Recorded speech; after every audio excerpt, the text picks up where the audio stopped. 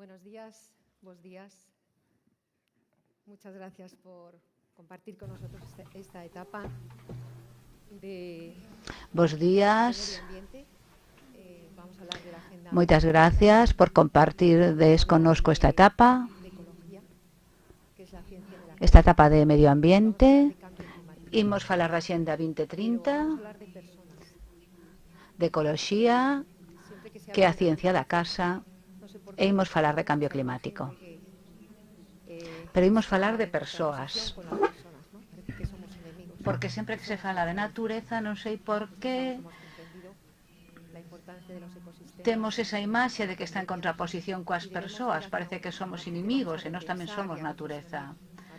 Isto é algo que comprendemos, a importancia dos ecosistemas, isto comprendémoslo coa pandemia. E aquí imos repensar e reflexionar sobre este tema. Agora voulles presentar estas dúas personalidades que están afeitas a pensar na natureza, a reflexionar sobre ela, os problemas, as solucións, o que sucede. Mas non esquezamos nunca que cando se traballa para a natureza, estáse a traballar para as persoas. As persoas son as máis importantes. O ecólogo Margaret escribía 3 palabras con mayúscula que son ecoloxía, natureza e humanidade. Traballar para a natureza, traballar para a humanidade. É un pouco a idea do escritor que non sabe para quen escribe, se cadra para persoas que non naceron, pero traballo pola natureza, pola calidade do medio ambiente, polo seu coñecemento, pola súa protección. Tal vez é un traballo para persoas que aínda non naceron, que se cadra non coñeceremos nunca, pero as que lle imos deixar un legado e queremos deixar nas mellores condicións posibles.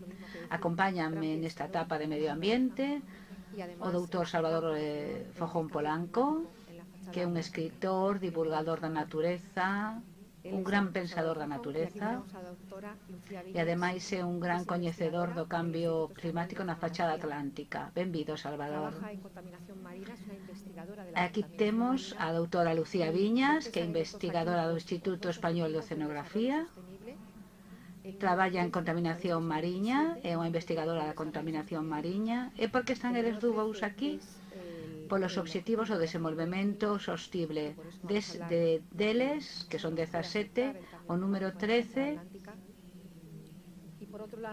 é o obxectivo de acción polo clima, e por iso imos falar de como nos pode afectar o cambio climático na fachada atlántica.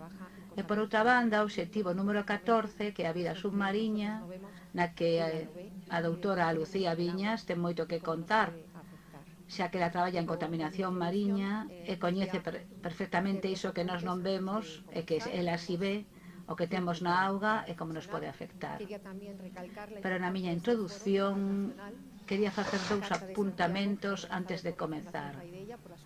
Temos tempo para reflexionar e quería recalcar a importancia deste foro internacional Carta de Santiago, organizado pola Fundación Paideia, pola Xunta de Galicia, Consellería de Cultura, precisamente porque daqui vai sair un documento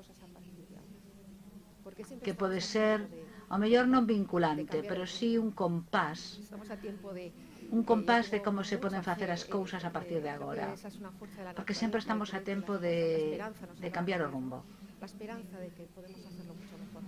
Eu teño moita fe, creo que a fe é unha forza da natureza, a esperanza de que podemos facer mellor as cousas, para facermos as cousas de outra maneira. Quería facer 2 cousas, unha reflexión de todos nesta conversa na que espero que saia moitas cousas que poden servir, pero unha reflexión sobre a importancia das persoas. As sociedades avanzadas distínguense porque protexen os máis débiles. Quen son os máis débiles? As persoas maiores, os nenos, persoas coas súas capacidades limitadas, persoas vulnerables por algunha situación desgraciada ou económica. E agora tamén nesa situación de vulnerabilidade, da noite a mañá aquí en Galicia están as persoas do rural. Moitas delas non o saben. Non saben que dentro dun ano ou 2 vai pasar un cable de alta tensión por riba da súa casa, porque non lle van dicir. Non saben que o monte, o que eles chaman monte, vai ser polígono, un polígono industrial. Hai que empezar a pensar, onde dixe o presidente da Xunta, que temos que ir a unha transición xusta. Unha transición xusta é unha transición xusta coas persoas. E agora mesmo, esas persoas merecen participar na emerxencia climática, que se debe facer sen precipitación, porque unha emerxencia xestionada con precipitación é un caos, e facendo participar as comunidades locais que deben estar no centro de todas as actuacións para garantir que se están a facer ben. Todos os obxectivos de desenvolvemento sostible, os 17, están enfocados á humanidade, ás persoas. E a natureza non está en contraposición coas persoas, ao contrario, está a favor delas. E quero dar unha boa nova, porque onde dixeron, hai que dar unha sorpresa. Ben, pois eu teño unha sorpresa. Vou beber un vaso de auga para dala, porque é unha nova importante. E con isto acabo, porque quero que faledes vos. A ver, é unha nova que a mí me emocionou. Chegou hai 2 días, antes de vir aquí. Empezou a primeiros de ano, cando Cristina Fernández Armesto e máis eu escribimos unha carta a UNESCO, que era como escribirlles aos Reis Magos, pedindo que as reservas de biosfera que pertencen ao programa MAP, o programa Persoa Biosfera, o programa internacional máis importante de conservación da natureza, son os que xestionan as reservas das biosfera e as de UNESCO. E ocorrerse nos escribirlle unha carta aos Reis Magos pedindo que nas reservas de biosfera se fixese un desenvolvemento industrial máis controlado, ou que se valorara antes que especies podían estar ali. Notificamos a nosa situación de desamparo. É unha carta que se entregou na man na sede do UNESCO en París. Deronnos o recibí e non tivemos máis noticias. A mí dicíame, oi, por que volvemos a escribir? E dixo, vamos a esperar. Eu, a verdad, é que esquecerame disto. Pero antes de vir aquí, que non sabía que ia dicir, e onte, como dicían que había que dar unha sorpresa, onte chegou unha carta do Ministerio para a Transición Ecolóxica, do Goberno de España, e tamén do reto demográfico, porque tamén parece que nos estamos esquecendo diso, do Organismo Autónomo de Parques Nacionais, informe do Consello Científico sobre incidencias en reservas da biosfera. Incidencia, futura construción de parques eólicos, reserva da biosfera, mariñas, coruñesas e terras do Mandeo. En Galicia temos 6 reservas, o 25% é reserva da biosfera, en unha mostra da riqueza que aínda temos de especies, de paisaxes, de benestar para a poboación, de diversidade, de auga. Non só hai vento, é que hai moitísima riqueza. Por iso o 25% está dentro deste programa no que non só se conserva a natureza, senón as persoas dentro da natureza. Porque ese é o futuro, os alimentos de proximidade, a protección da auga, as persoas traballando neses medios. Todo o mundo está na cidade, pero non todo o mundo pode vir aquí agora a especular co rural e deixar abandonado. Resolveu, indícanme que o día 3 de novembro, o Comité Español do Programa MAP, Persoa Biosfera, na súa 22ª reunión ordinaria, acordou encargarlle ao Consello Científico un estudo sobre a viabilidade de instalacións eólicas fotovoltaicas e termosolares, incluída a reapotenciación e infraestructuras asociadas en territorios declarados reserva da biosfera para España. Isto é unha noticia, e para nós que nos dedicamos á conservación da biodiversidade é unha gran noticia, porque vai haber que preservar mellor non só a reserva da biosfera en Galicia, 6 que temos, algunha compartida con Portugal e outra con Asturias, senón as reservas das biosfera en toda España, poñendo foco na importancia que ten a biodiversidade. E de biodiversidade imos falar cos nosos relatores, e quero lles dar paso a eles, porque me gustaría empezar preguntándolles que o que para vos a biodiversidade antes de empezar. Salvador, que para ti a biodiversidade? Biodiversidade é un termo que acuñou, se non me equivoco, que é o pai da ecoloxía contemporánea, un home pioneiro en moitísimas cousas, o pai dunha ciencia da sociobioloxía. O concepto de biodiversidade quere dicir que é máis fácil que funcione un sistema ecolóxico en equilibrio entre varias especies complexas, o medio diverso, as especies que o ocupan tamén son diversas, cada unha cumpre unha función determinada, ocupa un sitio, e do colectivo xorde unha propiedade emerxente, que é o colectivo. O que Wilson nos di é que canto máis complexo é ese equilibrio biodiverso, estabiliza as propiedades do ecosistema no que se instala ese colectivo. En consecuencia, as propiedades desta biosfera que habitamos tan alegremente, as características do aire que respiramos, a natureza da auga que consumimos, o medio no que está instalada a biosfera, ten unha serie de propiedades físico-químicas que en gran medida que dependen da estabilidade que proporciona a biodiversidade. Co cal, moito ollo con facer recortes na biodiversidade. Non temos unha medida clara da súa complexidade. A ecoloxía é a ciencia máis complexa que existe, aínda non nos permite establecer equilibrios máis alá de parámetros físico-químicos. É máis estable un mundo de color que en gama de grises. É máis estable un mundo de gama de grises que un mundo monocromo. É o máis probable que un mundo podado se desestabilice. A desestabilización conduce non sabemos a onde.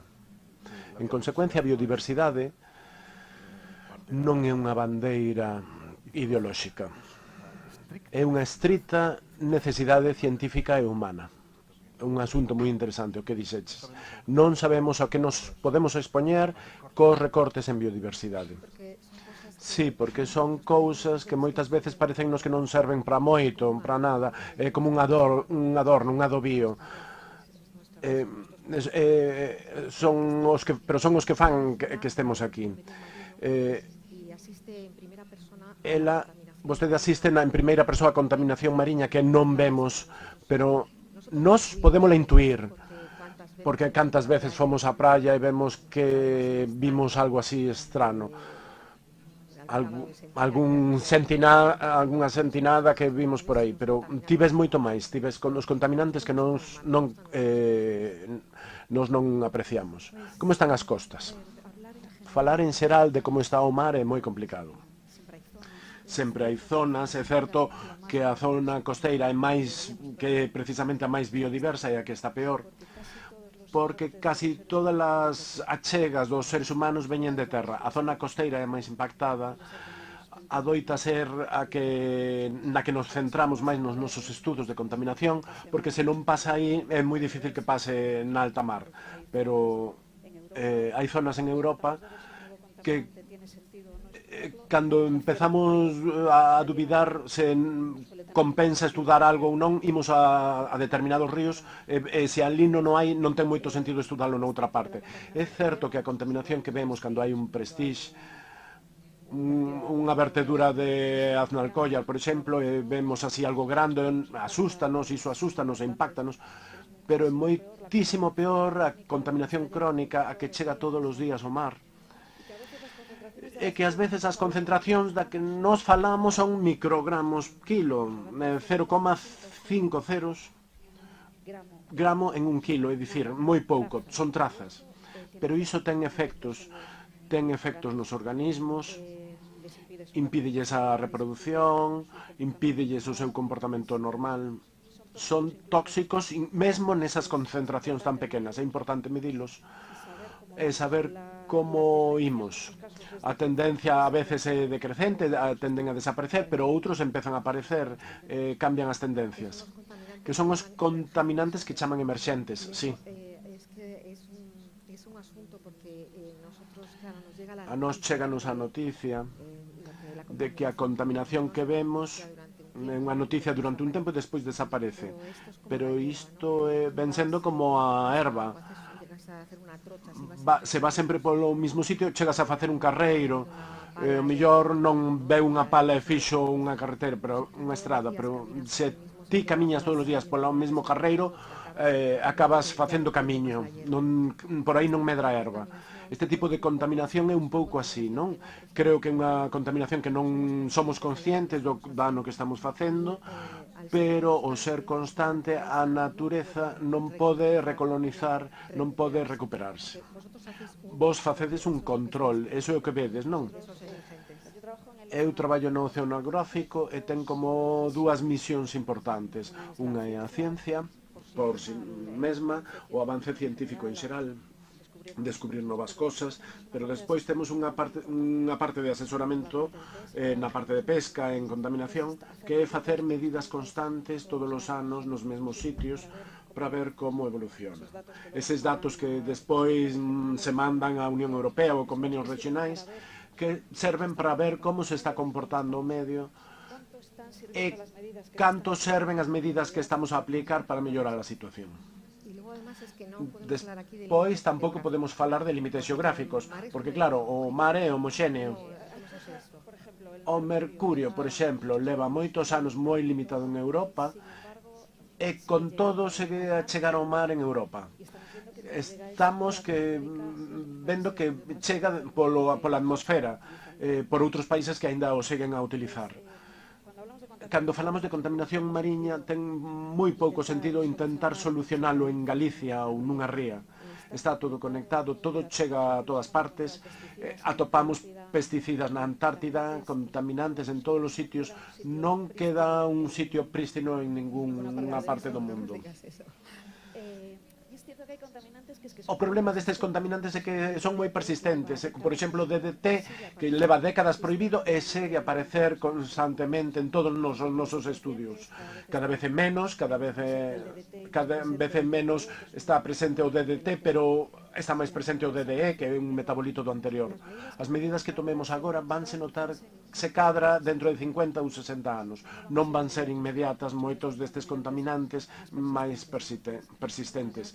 Temos que ter visión a longo prazo e tentar que xa non se usen e produzan cantidades enormes do que sabemos que é prexudicial. Ti estás no laboratorio do Instituto Nacional de Oceanografía, estás vendo non só o que está no mar, senón o que caeu do ceo, o que chegou da terra. É mellor o que facemos a moitos kilómetros da terra, ti acabalo vendo nas análisis. Sí, nos vimos todo iso, centrámonos na auga, non nos gusta moito analizar a auga porque se move moito, hai correntes, pero sí que nos centrámonos no sedimento que concentra moitos contaminantes. E tamén utilizamos moito o mexilón silvestre porque filtra os contaminantes que están no mar, danos idea de como está o medio. Esa análise facémola sistemáticamente para estudar todos estes contaminantes emerxentes que a nos gustanos chamalos de interese emerxente, porque moitos levan moitos anos no medio, pero estámonos dando conta agora de que son moi perigosos. Como sintes? Despois, cando vas a casa, non te vexo coa lágrima na fazulla, pero é certo que... Por lo menos lo estás viendo. Vese, cando implantas unha medida, cando se prohibiu o chumbo na gasolina, baixa a concentración de chumbo en todos os sitios, no sedimento, no mexilón. Sí que ten efecto o que facemos e as medidas que se toman.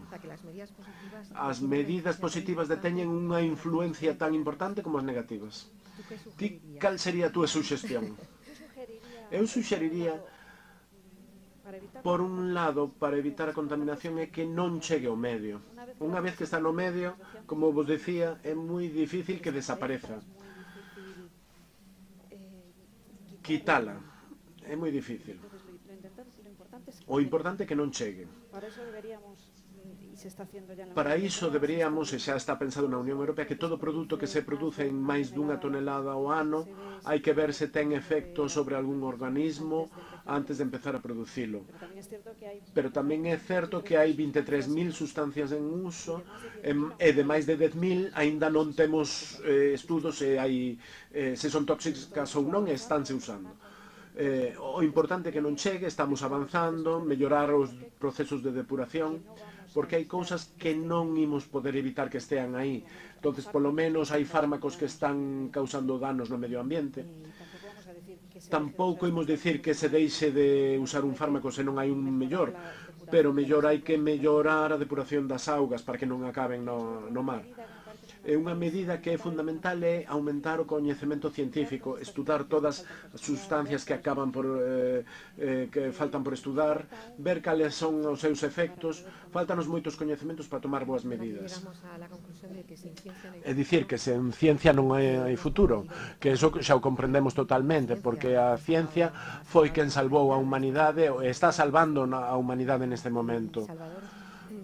Salvador, ti que te centras no cambio climático na fachada atlántica, o coñecemento, aparte de ser unha paixón para ti, a miña imaxe que teño del na súa casa é ten unha casa moi bonita en Oza Cesuras, ao lado dunha igrexa, e lembro perfectamente ir visitalo. A súa casa é como a casa de Darwin, chea de niños, non sei se ten unha pinta tamén por aí. Sí.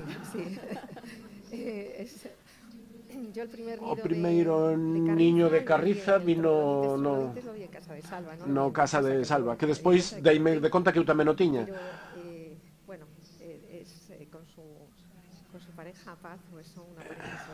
Son unha parella de biólogos extraordinarios.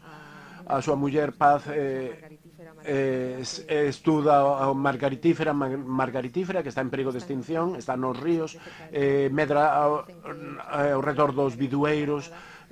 Cando din que as árbores non serven para nada, pois mira, serven para proteger especies inferiores. A súa casa é un centro de sabiduría, porque eu fui nun momento en que tiña nenos, tiña moito tempo, e ele estaba estudando. Entrei na súa casa e había música e dicíame, estou estudando, non? Bueno, pois é un sabio. É unha paixón polo coñecemento. O coñecemento sálvanos porque el comunica moi ben. Que podemos esperar na fachada atlántica? Porque falamos do quentamento global, pero fálase pouco das consecuencias que podemos ter aquí en Galicia, porque se cadra son máis inesperadas pola corredera termoalina. Que nos explicaras ese paradoxo do cambio climático na fachada atlántica que adquiriu el co seu coñecemento e o seu tempo de estudo. A corredeira termoalina é a corrente do Golfo. Traenos auga quente dende o Caribe cara aquí e consegue o extraño milagro de que a temperatura na costa, a temperatura sexa 10 graus superior estando a mesma latitud que Nova York. É un sistema de calefacción mixto. Cando no Nadal ves as imaxes de Nova York, están baixo unha capa de moitos centímetros de neve, e aquí estará chovendo, pero non, nin sequera xía. Pero isto como funciona? Funciona porque a auga ecuatorial vai cara alá, vai quentando, vai quecendo, quece moitísimo no Caribe, monta os ciclóns, non pode pasar porque está América, e divídese en dúas correntes que, por o efecto Coriolis, dan a volta e veñen para aquí. E a medida que veñen, concentras o sal, porque a auga evaporouse, a altitude é máis alta, entonces contraese, aumenta a densidade, conxélase porque aumenta máis a densidade. É dicir, que ao chegar ao Atlántico Norte, esa auga está moi fría, moi concentrada, moi salinizada, cunha densidade tremenda, vai profundo, e xera unha especie de baleiro que obriga a auga das profundidades a subir e emerxer, a substituir nas fachadas atlánticas. pasa exactamente en Perú, en California, na costa occidental de Australia. Todo isto xerou un remuiño que como a culler cando remexes un café ou a sopa. Isto supón que materiais esenciais como a vida, como o nitróxeno e o fósforo, que cando os cadáveres morren tal, acabarían en superficie. Grazas a este mecanismo, temos a emerxencia, isto é o que os oceanógrafos chamades o afloramento, e dispoñemos de novas materias primas para seguir construindo vida. E isto sucede en Galicia, en Namibia, en California, en Perú. Esas son as fontes de riqueza oceánica occidentais. Entendímolo polos pelos, porque é un fenómeno extraordinario. Que está pasando neste momento co cambio climático? Que se está fundindo o polo. O casquete polar está fundíndose. O xeo ten moi pouco sal. É auga doce que vai diluir esa corrente necesaria que ten que ser hipersalina, tal. A medida que se incorpora a auga doce a esa corrente, a ese remuiño, o remuiño ralentízase porque o motor que o anima está diminuindo. Isto quere dicir que imos quedar sen corrente do Golfo. De feito, creo que xa observastes unha certa ralentización. Quere dicir que o noso calefactor, o noso radiador, ímolo perder. Paradoxalmente, o quentamento global vai nos enfriar. Vai nos facer perder o noso calefactor fundamental. Se diminúe o afloramento, imos quedar sen caladoiros. De todo isto, que é unha hipótese científica, e como todas as hipóteses, o máis dramático é que ao cabo de 3 anos non é que se confirmen, senón que son peores do que pensábamos. Isto pasounos con máis informes. Xa o dixemos no anterior, bueno, pois é peor. Pois isto vai suceder. É desconcertante, porque o quentamento climático vai nos enfriar, os que vivimos nas fachadas occidentais, e vai nos empobrecer. Gustaríame que me dixera se todo isto que lin é certo ou non. Os meus compañeiros de oceanografía física din que sí, que cada vez hai menos afloramento, cada vez son máis débiles, cada ano, parece que vimos cara aí.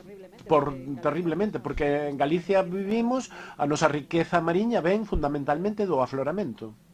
A produtividade de rías depende do afloramento. A fonte de riqueza fundamental de Galicia está ameazada por este problema cuxa magnitude descoñecemos completamente. Temos un modelo natural do que aprender que o efecto neno e a nena, que de cando en vez deixa as costas de Perú arrasadas, empobrecidas e dezmadas. Son basicamente cambios na temperatura da auga. Altera as condicións bioclimáticas, prodúcense unhas perdas de pesca en Perú extraordinaria nos caladoiros peruanos cando son moi prósperos, cando sucede isto do neno. Temos un modelo do que aprender, pero o que producen son desastres económicos. Claro, porque puede haber unas migraciones, ¿no? Que pueden ser no solo de especies, o sea, es decir, que con los cambios de temperatura hay unos cambios en las especies que vamos a tener disponibles pues, para los caladeros, para la pesca. O sea, pode haber uns movimentos, falabas tamén de migracións de persoas. É dicir, estamos a falar da natureza e tamén falar de como afecta aos caladoiros, tamén vai afectar ás persoas que se dedican á pesca e que ademais tamén é unha industria. Tamén gústame recordar este aspecto da natureza. A natureza sempre o vemos como algo moi romántico, pero é a fonte da nosa riqueza. As materias primas, a materia prima que máis se revalorizou é a madeira. É dicir, todos os elementos naturais, dentro de pouco será a auga, os alimentos, precisamos alimentos de calidade. Non sei se podemos comer tranquilos peixe. Todo o mundo ten esa duda, o anisakis, os contaminantes. En que proporción están? A ver, eu poría un pouco de sentido común en todo isto. Se lle temos medo aos contaminantes, tamén habería que terllo aos que veñen na verdura ou na carne. Se falamos das sustancias que están un pouco sen controlar aún, aínda as vías de entrada poden ser calquera, mesmo a atmosférica. O interese é que non entren no medio, non o peixe en si mesmo. O peixe está controlado pola xente de sanidade, non vai ter os contaminantes que xa se coñecen e que sabemos que son perigosos, xa os controlamos e non van chegar a nosa mesa. Os beneficios de comer peixe son moi superiores aos prexuizos que nos poden causar os contaminantes. Eu quitaríalle un pouco de ferro a isto en canto a que nos afecte a saúde humana, sempre tendo en conta que temos que coidar o medio ambiente e que hai cousas que aínda non coñecemos e que o mellor sí que nos afectan tamén, pero en principio veñen de calquera sitio. Na auga encontramos microplásticos, na cervexa, onde que irades.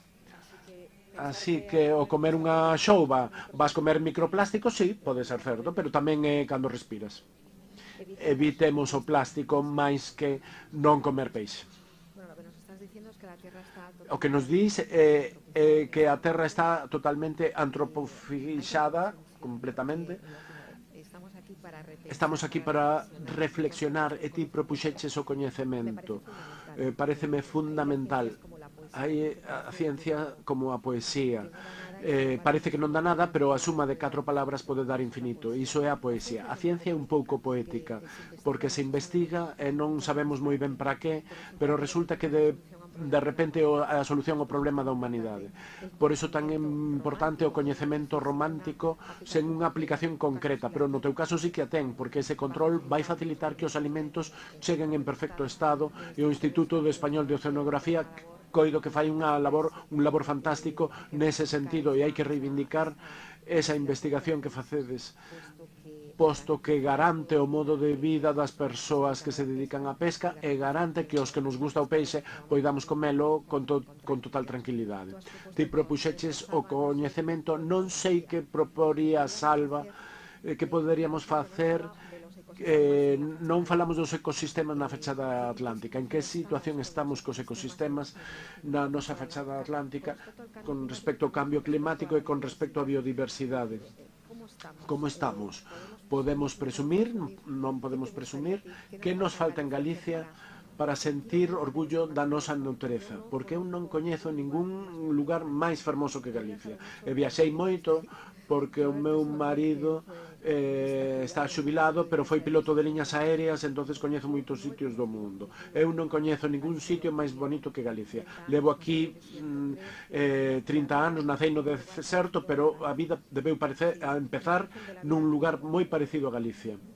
Tuvo lugar nalgún sitio da Terra, se tuvo lugar nalgún sitio da Terra, tuvo que ser en Galicia.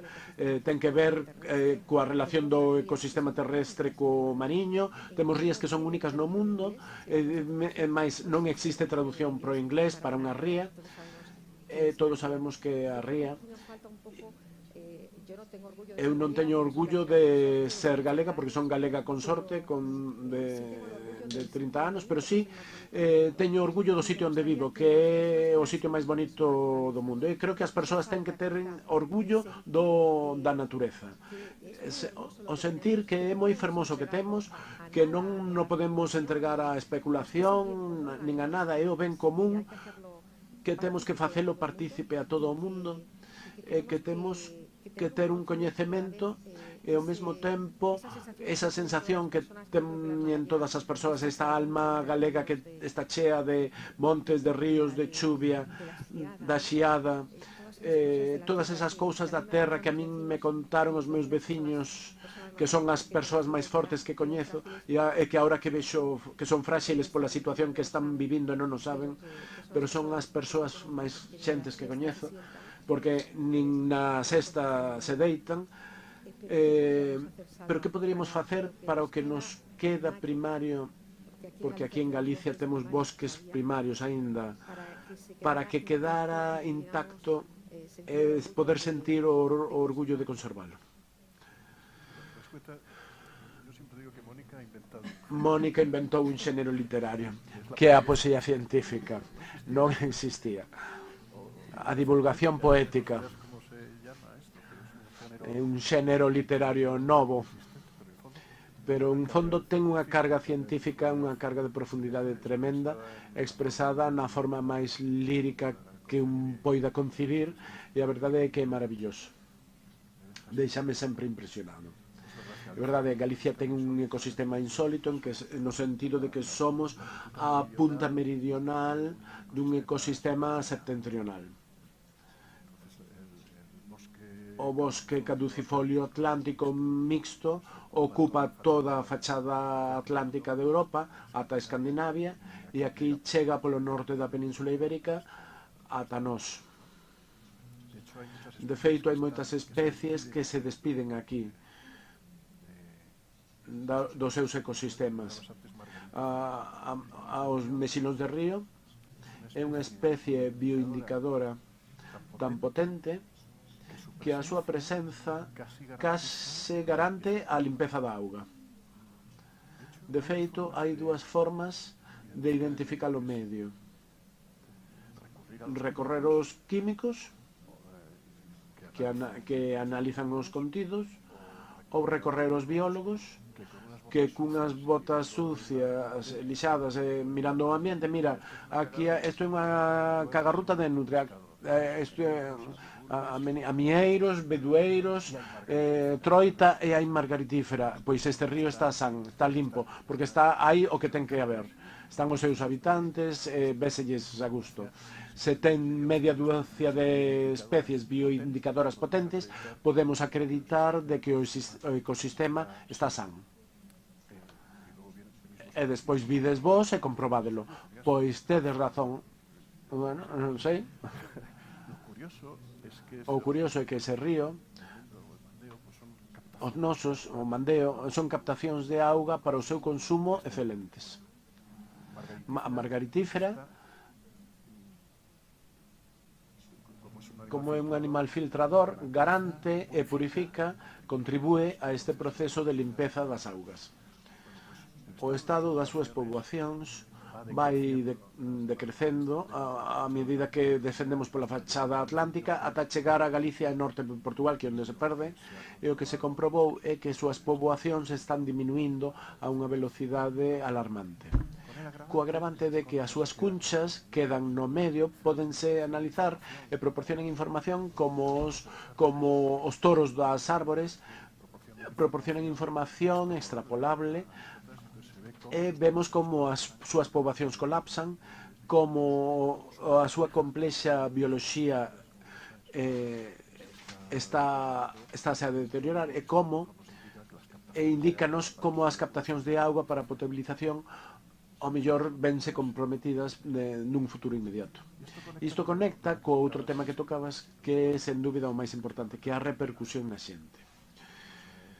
O cambio climático e a perda de biodiversidade non pode ser unha cuestión de especulación teórica.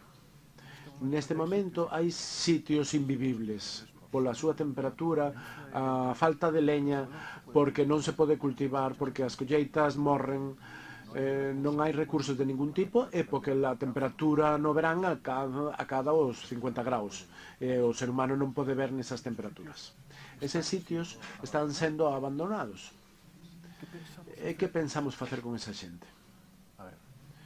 Norma Myers, hai 25 anos, unha das grandes ecólogos de moda, dixo, hai xente que vai ser desprazada dos seus fogares e dos seus sitios onde vive, sinxelamente porque aí non se pode vivir. Que pensamos facer con eles? E el dixo, en breve serán centos de millóns de persoas.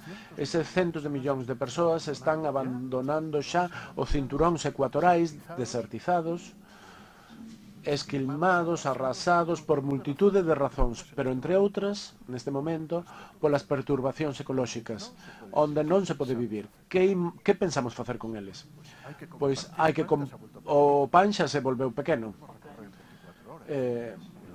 o aire que respiramos todos, a auga está xustiña para todos, é a 10ª parte da 10ª parte, a 12 é a 10ª parte do total, e a líquida a 10ª parte do total, e ainda por riba por callenta. Que van a beber eses nenos? Onde van vivir esas familias? Onde se van instalar a medida que abandonan os seus lugares de residencia? Preocúpame extraordinariamente porque a actitude, fronteiras, bandeiras, mira, eso ten que rematar. Iso é o medievo. Eso é a infancia da humanidade. Neste momento hai un problema de todos que temos que resolver entre todos. Non hai ningunha dúbida. O feito de que cada fin de semana morran nunha pastera media dúcia de persoas, a min sublévame. Paréceme que nos vai sublevar a moitos. Pero a ver que forma toma esta sublevación. Pero ten que ter unha forma belixerante a curto prazo, porque é unha cuestión de conciencia. Non pode vivir así non se pode dormir ven un neno a pedir esmola na porta da casa e o teu pai dalle unha patada, un couce, e o neno sale correndo, e ti que tes a mesma idade que aquel neno quedas na porta da casa, miras ao teu pai e claro, xa non o podes mirar nunca máis a cara. Isto é o que estamos a facer neste momento. Aí o deixo. E credes que os conflitos que probablemente xa están aquí van ser polos recursos naturais? Sen dúbida, non? É que ademais cando as cousas se poñen feas nestes países as etnias desmorónanse, as culturas desmorónanse. As culturas que serviron para adaptarse nese ecosistema, nesa infancia da humanidade, cada cultura son pautas etolóxicas, as distintas culturas, pautas ecolóxicas para sobrevivir no medio. No Kalahari ou en Birmania son pautas ecolóxicas. Neste momento temos que parir unha que nos permita sobrevivir a todos, en todo o planeta. Fainos falta unha metacultura que temos que inventar de como respectar a auga, que é o que está pasando a estas culturas que ven arrasados os medios de subsistencia. O peor dos paradoxos é que o último que lles queda de vender é a madeira dos bosques primarios. O que ninguén plantou nunca, o que ninguén cultivou, que madeiras máis fermosas. Pois arrasamos a Amazonia, arrasamos os bosques do Congo, pero de onde vai sair o oxígeno que respiremos todos pasado mañá? En que estamos pensando? Estamos arrasando, talando o 1% dos bosques primarios cada ano. E levámoslo facendo 50 anos. Pois non fai falta ser un científico para saber que nos queda menos da mitade do bosque primario, das selvas primarias, as que funcionan, as biodiversas, as que ninguén plantou, as que están aí como produto da selección natural. Xestadas e elaboradas como ecosistema en clímax, nun equilibrio estable, adaptadas ás actuais circunstancias dende hai millóns de anos. En que estamos pensando? Quédanos a metade dos arrecifes coralinos. Chamámoslo o blanqueamento dos corais, queda o 50% dos arrecifes. Son os captadores de carbono que permiten o mar. As dúas biomáquinas que captan máis carbono son os arrecifes coralinos e o outro convérteno en madeira que de forma estable permanece aí. Esas máquinas están seriamente deterioradas. Mais que o carbono que producimos, preocúpame máis o carbono que xa non podemos volver captar, porque as máquinas encargadas de eso están derramadas. Podemos recaptar o carbono con bosques tamén. Xa non vai ser primario. Esperemos que funcionen, está por ver se funcionan.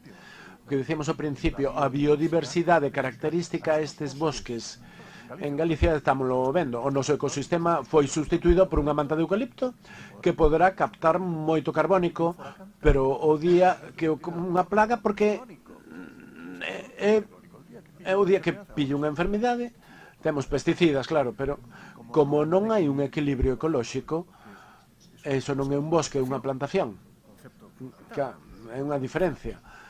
Son plantacións, son clónicos dunha única especie e dunha única variedade. O día que os pilla unha enfermidade, produce a devastación máis absoluta. Isto xa se comprobou con moitas especies recuperadas de nada. Quedan non sei cantos exemplares, metémonos nunha reserva e recuperamos. A foca monxe, por exemplo, a foca do Mediterráneo, quedaban 4 exemplares, recuperáronse, quedan moi ben. Un día o señor que os coidaba foi velos co can. Xa teño o dobre, xa estamos recuperando a especie. Foi nas costas de Mauritania. E o can contaxiou o moquillo as focas e morreu o 80%, porque son clónicos. A súa capacidade capacidade de resposta inmune é a mesma. Entonces, como morre un, morreron todos. A fragilidade das poboacións artificialmente creadas é extrema, e iso nas plantacións é paradigmático. O día seguinte, máis insecticidas, máis pesticidas. Por suposto, aparecen as resistencias aos pesticidas. Vasme permitir que volva a facer unha frase poética, científica. Gústame dicir que a natureza expresa, desfaise como un ramo de papoulas. Non sei se algunha vez tentaron recoller un ramallete de papoulas. Son plantas que nacen nos cultivos e quedas embobado como Renoir, con esa beleza que depende decides vou facer un ramallete de papoulas e desfanse nas mans porque eran bonitas aí como estaban e o mellor aínda non saíran nese ano e despois saen todas a vez o ano seguinte. Esa beleza que nós non plantamos, ese océano que existía antes de nós. Se o perdemos non o imos recuperar porque son obras de arte. Se se queimase o Museo do Prado, poderíamos ter todas as copias da beleza do Museo do Prado, do que captaron. Isto igual, pero con unha diferencia importante, é que xa non existe, non sabemos que no fixo, nen sabemos como se fai, nen somos capaces de recrealo. Por moito que nos empeñemos no xardín máis bonito, nunca seremos capaces de crear a beiravía na primavera que se creou o Chou. A natureza en Galicia, a natureza na terra, ten a asinatura invisible do azar. O azar, hai persoas que lle chaman Deus, outras creen nun espírito, outros creen que é a forza do universo, é igual, é o Chou. Está asinado por algo, por alguén, por unha forza que descoñecemos de onde provén, se empezou na terra ou noutro lugar, pero realmente non podemos deixar que marche sen ter o coñecemento antes. Non é o mesmo, como di Salvador, un bosque, unha fraga. As fragas de Hume, por exemplo, están acosadas por eucaliptos e dentro duns días por aeroxeneradores, máquinas de 200 metros. Espero que non. Francamente, espero que non.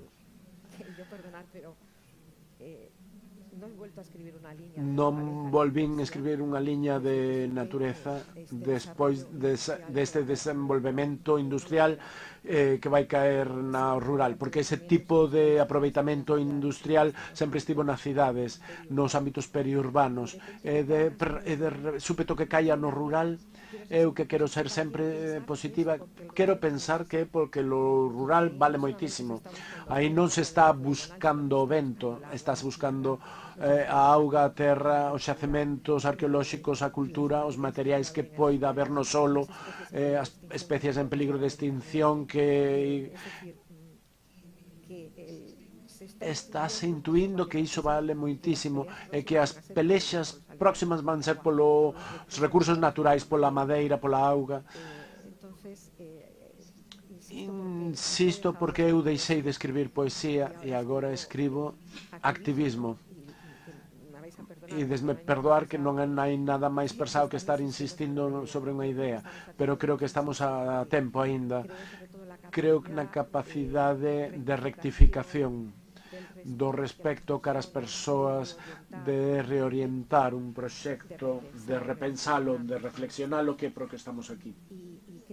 E creo que ademais que esa capacidade do ser humano é tan infinita que o mellor é eso que fai que unha fraga sexa maravillosa, que unha paisaxe sexa maravillosa, tamén levamos algo dentro, é o que fan os artistas.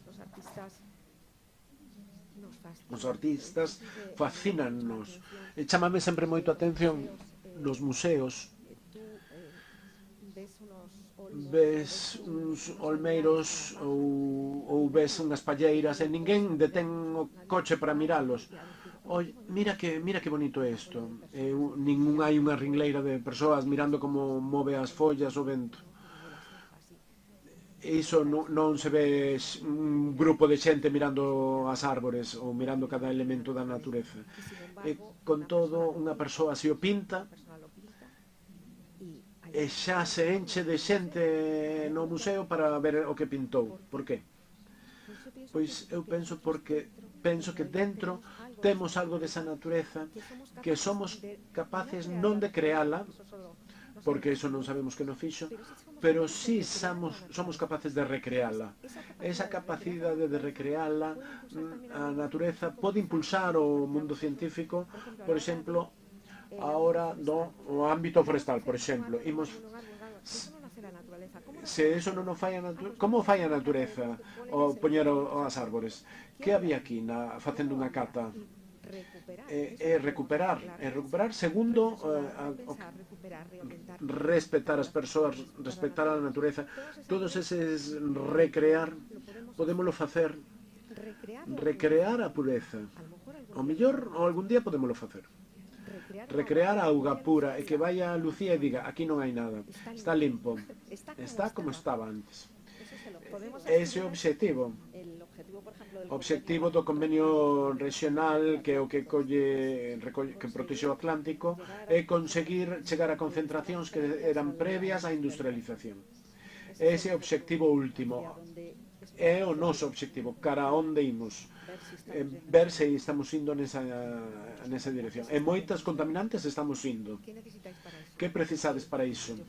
Por unha auga pura. Espero que esta lo sea. Pues necesitamos, a lo mejor, toda el agua nos sabe algo ya.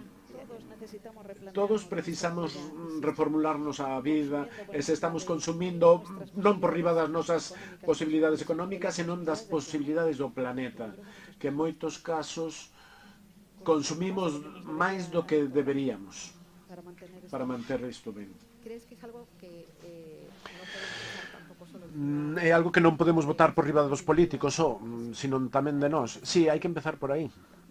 Probablemente os políticos hai que pedírllelo, pero se nos ven imposto, porque se nos ven imposto seguro aceptaremos, pero admitimos moi mal que o uso das bolsas de plástico fosen cobrados e enseguida nos afixemos a ter unha bolsa no bolso, unha bolsa de tela. Hai moitas cousas para que nos parecen imprescindibles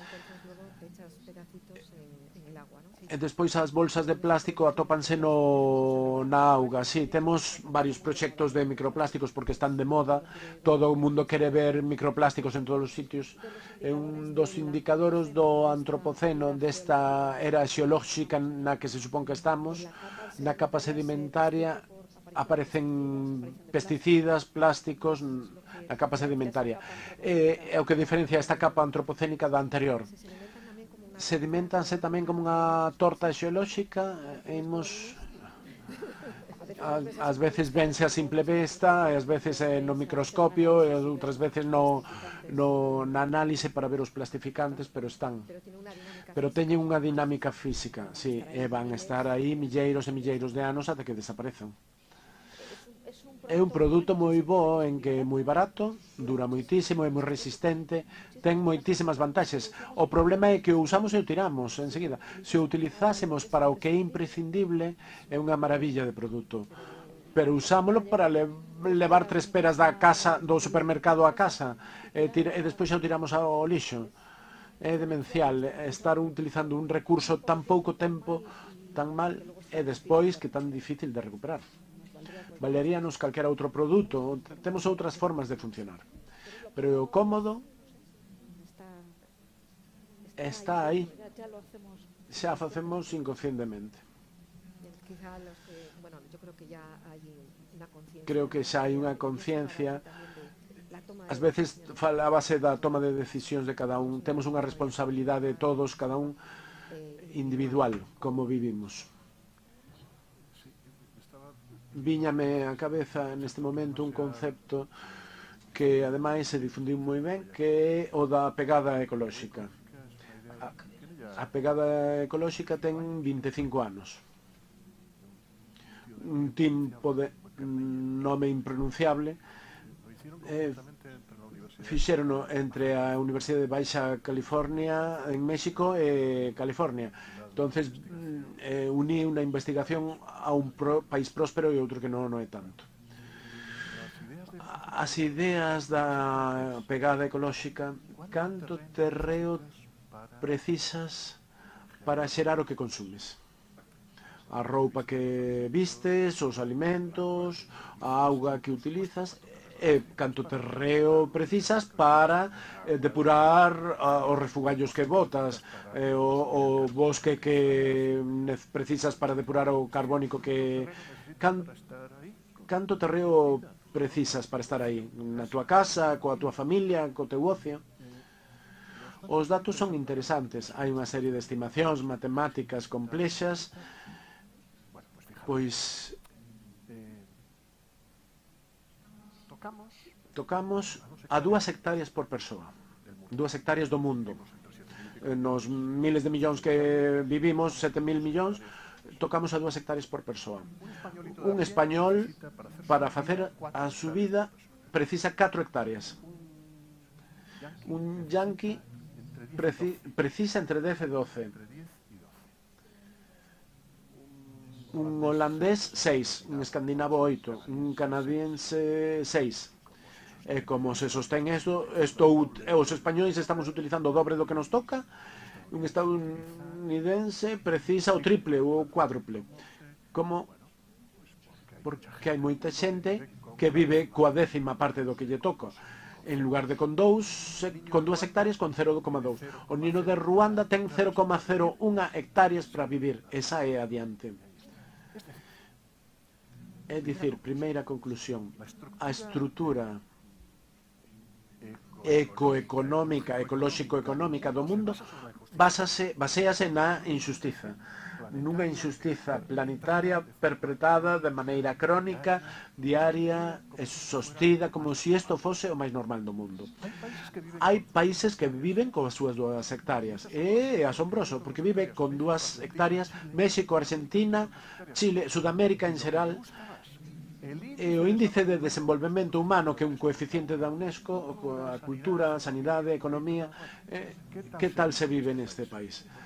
Pois o índice de desenvolvemento humano de Chile é aceptable. Outra cousa é que despois haxa desigualdades sociais, pero teñen unha pegada ecolóxica sostible e un índice de desenvolvemento humano aceptable. Pois o mellor hai que tomar nota e dicir, bueno, pensar a redistribuir os recursos, empezar a pensar que é insostible.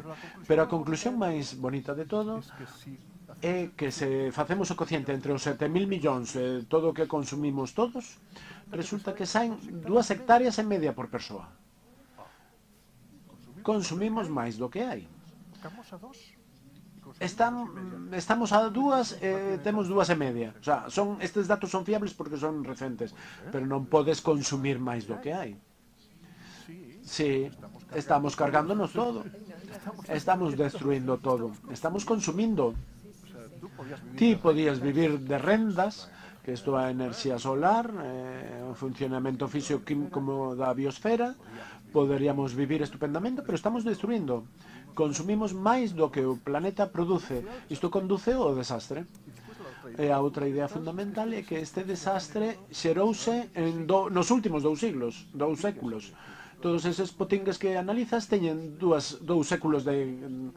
Sí, ou menos. Estamos falando dos anos 50 do século pasado. Cando falamos do cataclismo do Cretácico, veu un meteorito e extinguiu todo o que había. E isto, en termos xeolóxicos, en 200 anos ten as mesmas dimensións. É un impacto súbito dunha especie tonta que por inconsciente ou irresponsable non sei como cualificar a especie humana, sobre uns equilibrios fragados en millóns de anos, conforman unha biosfera perfectamente habitable, magnífica. Vouvos facer unha pregunta, que xa é o turno, unha quenda de preguntas, pero vouvos facer unha pregunta. Sodes optimistas, sodes pesimistas, ou non queda máis remedio que ser optimistas, porque se somos pesimistas non imos facer nada? Eu son optimista. Canto máis coñecemos, máis estamos tendo en conta todo ese coñecemento e avanzando. A min gustame ser optimista, e o pouco que vou estudando creo que imos polo bo camiño, pero queda moito.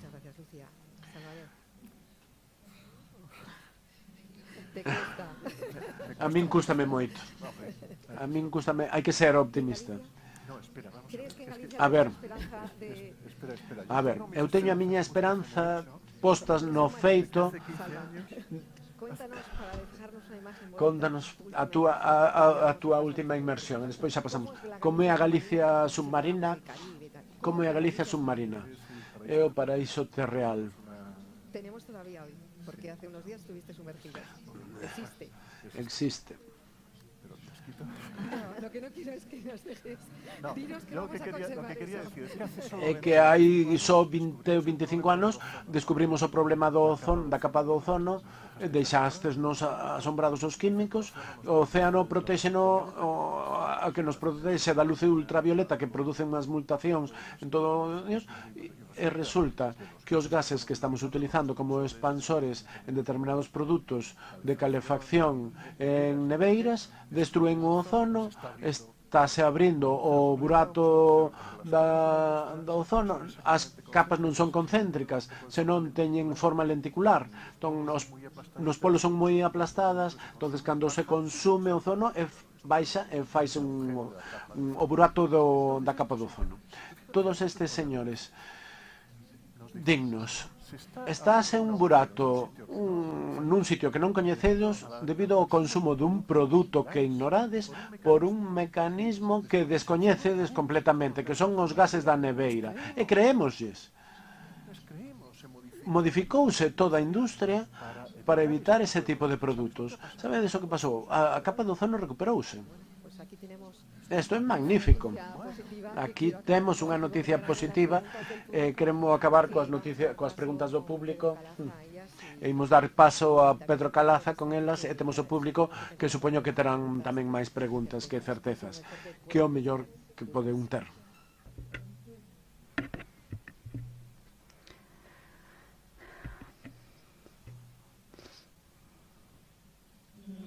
Hola, bos días. En primeiro lugar, agradecer a mesa de debate, o diálogo, fantástico, aplangastes unha enorme cantidad de datos moi interesantes, moi ben explicados. Gustaríame, antes de empezar coas preguntas que hai por streaming, unha pequena reflexión. Comentastes de forma explícita o gran problema de perda de biodiversidade. A perda da biodiversidade é un dos maiores problemas ambientais que temos hoxe en día. A biodiversidade é o corazón da propia infraestructura verde. A Unión Europea desenvolveu unha estrategia propia, España aprobou a súa, e realmente é o corazón desa nova estrategia, vinculada á parte terrestre e á parte mariña. Na propia definición estatal de estrategia verde sublíñase a importancia da parte mariña. Comentaba antes Salvador,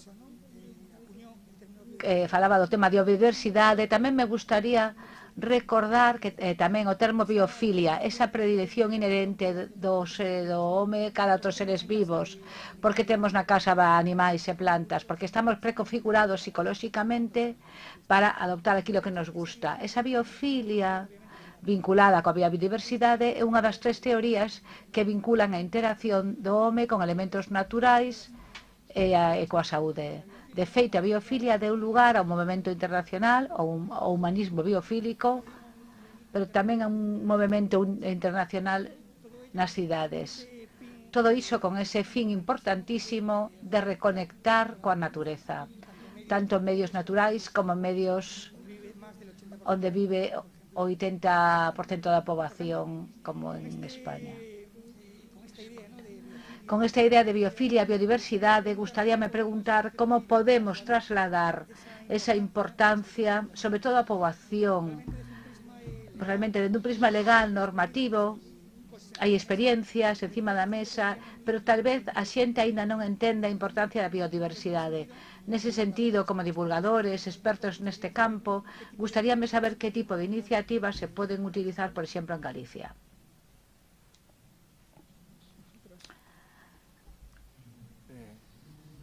A min encántame o concepto de biofilia de Gibson porque di, se soltas nunha persoa, nunha cidade que descoñece, con os ollos vendados, e soltala no medio da cidade, mira ao seu arredor e vais a un xardín, a un parque, busca compañía dunhas árbores.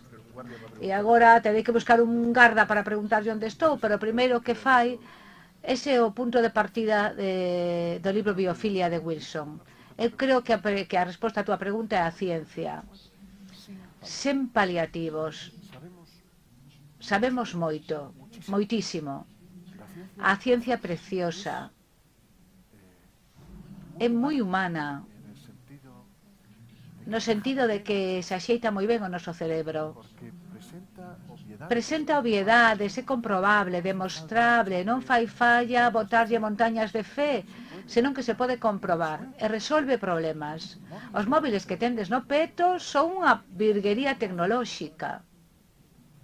Sabemos moito, moitísimo. A ciencia preciosa. ¿Te parece que está sonando algo que no estaba previsto? Sí. Ah, perdón, sí, se ha colado la traducción, no pasa nada, maravillosa traducción, está muy bien. Hay algo que nos ha quedado quizá que el otro día, ayer comentábamos precisamente... Onte comentábamos o punto en común de todos los relatorios, que era educación. Quizá esa parte da ciencia, haxa persoas que están traballando sobre ela, debíamos incidir na educación. Se falamos en Galicia de biodiversidade, no coñecemento da biodiversidade, que todos os nenos saiban nombrar todas as árbores que hai en Galicia, que seguramente ninguén sabe. É unha alfabetización da natureza que debemos facer, coñecer os paxaros, os nomes dos paxaros, os nomes das flores, os nomes das árbores, saber recoñecer o medio, porque cando se nomea se ve máis. A ferramenta que temos como sapiens é a escritura. Todos os animais teñen unha linguaxe, pero hai ningún animal que saiba escribir. Se un neno sabe escribir, se aprende a escribir os nomes das árbores, das flores, dos paxaros, das formigas que ve, distinguir que especies son, que para iso se lles puxo un nome. A min gustame dicir que o mellor que ten a natureza é a mirada humana, porque houve un compositor de música que con ela fixo música, un pintor que a levou ao plano da arte. A mirada humana identifica as especies, ponlles nome, non todas, non a todas, porque aínda non acabamos, nin creo que o acabemos, pero fai que nos a vexamos mellor. Nese senso, eu propoñería como reflexión tamén de cara a Galicia e a este foro internacional unha alfabetización da natureza para os nenos que lles encanta, ademais. Damosles unha riqueza, unha maneira de ollar, e eses nenos, como nos dicía onte Gunter Pauli, se lles van pedir os pais coidame este paxaro que se chama tal ou esta árbore, van ser decatar mellor de como é a súa contorna, e van ser grandes conservadores da natureza, porque se ama o que se coñece. Tamén queda Lucía por dar a súa suxestión. A min pareceme espectacular esa, o que dis, porque é certo que iso que dis, eu falo dos meus fillos neste momento, como saben moitas veces o que eu lles conto, veno de outra maneira distinta. Ás veces din, na clase dixen isto e algúns non o sabían. E eu non sei por que o sei, pois se cara porque me lo escoitou a min. Eu creo que cando un neno coñece algo ou sabe algo, é máis fácil que poña en práctica. Pareceme unha idea espectacular. Ainda nos quedan algúns minutos. Algunha pregunta do público? Ali ao fondo. Hola, bos días. Felicidades ao panel, porque me pareceu unha conversa moi interesante. Quería preguntar ao redor dun concepto do que se fala últimamente, bueno, dende hai moitos anos, o concepto de decrecemento en relación co cuidado do ecosistema e demais. Era para preguntar se vedes compatible ese modelo, se a opción máis recomendable, ese modelo de decrecemento, porque o crecemento tal e como estamos considerando agora, porque ese tipo de crecemento é insostible, como acabades de dicir. Débese optar por este modelo de crecemento controlado, de reducción, como comentaba antes Polanco, alrededor desas hectáreas, hai un desequilibrio enorme, débese reducir, débese apostar por ese decrecemento económico. A verdade é que entramos nun terreo no que todos nos sentimos incómodos. O terreo económico, sí. Eu, polo menos, non sei suficiente para poderche contestar, pero se che vou contestar, digo que é imprescindible. É imprescindible. A lógica liberal autoextínguese porque o mercado é planetario e acabouse. Entón, se morren os clientes, pois estás amolado. Entón, preocuparíase moito, como diría a lógica de Henry Ford, que os clientes estean ben pagados para que poidan comprar, e medianamente sans, para que poidan adquirir os teus produtos, senón non hai volta de folla. Daquela lógica clásica, histórica, capitalista, neoliberal, acabouse. Hai que inventar unha cousa, pero isto xa non é cousa nosa, isto é cousa dos economistas. Sabes o problema? Que moitos están pensando xa no seguinte planeta que imos explotar. Pois que vayan indo, para min que me deixan este. Iso está detrás de moito dos avances, para min que me deixen este, polo amor de Deus. E a ser posible nun estado habitable. Eu creo que a xestión é moi importante, porque temos esa capacidade de regeneración. O medio mariño é moi homoxéneo. E ten a capacidade de contaminarse facilmente, pero tamén probablemente de regenerarse facilmente. E eu quedo coa esperanza de que cando se detén unha contaminación tamén se ve. Os nosos modelos de crecemento deben ter en conta estes aspectos. Había outra pregunta, perdón. Esta pregunta eu fixenlle a un amigo meu economista e dixe, a ver, isto non dá máis de sí, que propoñedes vos? E el dicíame, organización. Hai que normativizar. Non se pode explotar máis alá disto, non se poden extinguir especies, non se pode explotar aquilo. A verdade é que levamos facendo así século e medio. Hai que dar vacacións a xente, hai que pagarlle 14 pagas, uns seguros laborais, unha posibilidade de retirarte, unhas pensións. Hai que organizar, non imos mal. Pero hai que chegar ao fondo da cuestión. Hai que garantir que todo o mundo teña o que lle toque de auga, de alimentos, de vivenda, de seguridade e de afecto. Isto é absolutamente imprescindible. Hai que garantizalo, hai que garantilo legalmente. E eu creo que os dereitos humanos do futuro recoñecerán o dereito a auga respirable, aire limpa, a casa que habites, a estar seguro na túa familia e que te queiran. É absolutamente imprescindible. Onte comentanos que xa se está pensando en que non se valore a riqueza do país non só polo PIB, senón polos seus recursos naturais, que se lle poña prezo á auga, ao bosque primario. O día que iso suceda, eso vai ser obras de arte de valor incalculable. Outra pregunta. Unha pregunta relacionada con este tema da organización. Gustaríame preguntarlle a Salvador e a Lucía que fixera un exercicio de imaginación. Se vostedes foran presidentes do goberno por un día, a hora de establecer en prioridades, porque é difícil poder saber por onde empezar, cal sería a primeira lei que habería que aprobar? Eu creo que por iso non quero ser presidenta do goberno, non me vexo. Ti crees que podes soltar esa pregunta? Pois mira, mañá non pode morrer ninguén afogado no estreito. Primeiro, como compromiso de todos.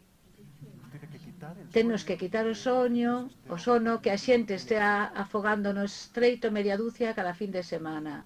É unha cuestión de conciencia colectiva. Non pode ser. Encantoume Salva porque está poñendo ese recurso de que falou o afecto que me sorprendeu. É certo que o amor, inda que é poesía, pero é cursi, pero realmente o amor é polo que facemos as cousas, a capacidade de amar o que nos rodea, de amar as persoas, de amar a humanidade, é a que fai que estas dúas persoas que temos aquí extraordinarias, que son Lucía investigando e controlando a contaminación, para que podamos ter alimentos seguros, para que podamos pensar que polo menos hai persoas que están controlando a situación importante, o Salvador que reflexiona, estuda,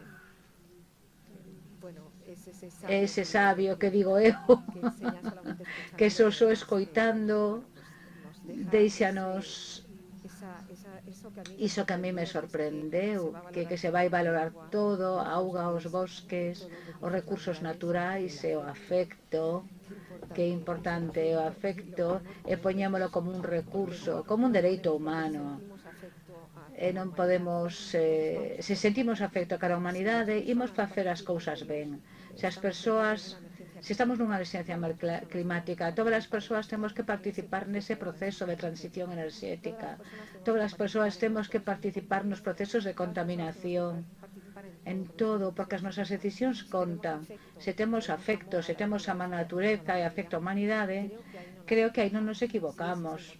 Se ese é o motor que nos move, non nos equivocamos. E que non nos queiran equivocar con outros motores, porque iso afecto real cara ao medio natural é o que de verdade pode estar na vía de facer ben as cousas. Porque afecto cara a unha humanidade que ni sequera coñecemos. É a decencia de deixar o mundo mellor do que atopamos. E creo que neste momento temos a capacidade, de verdade que eu creo, non sei se ele estará de acordo, creo que temos a capacidade, ou crer que temos, crer que creemos, como dicía Unamuno, creo que imos ser capaces de deixar un mundo máis decente en valores humanos e en natureza e en recursos os que aínda non coñecemos porque aínda non naceron. En fin, 0, 0, 0, 0, acabamos, moitas gracias, foi un placer estar aquí repensando, reflexionando e pedindo respeto e tamén unha reorientación porque entre todos podemos facer un mundo mellor. Moitas gracias.